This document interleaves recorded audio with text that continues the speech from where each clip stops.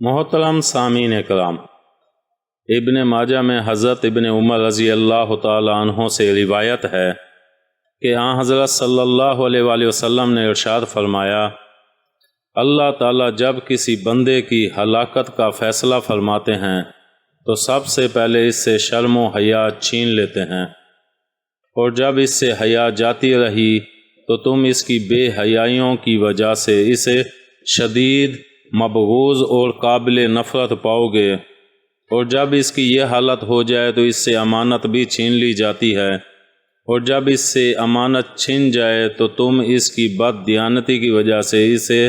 نرا خائن اور دھوکے باز پاؤ گے، اور جب اس کی حالت یہاں تک پہنچ جائے تو اس سے رحمت بھی چھین لی جاتی ہے،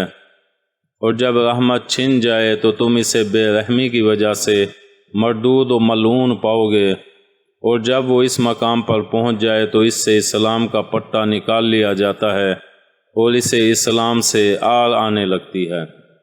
امید ہے آپ کو ہماری یہ ویڈیو پسند آئی ہوگی۔ پسند آنے کی صورت میں لائک کریں، کمنٹ کریں اور شیئر کرنا مت بھولیں۔ ملتے ہیں اگلی ویڈیو تک، اللہ حافظ۔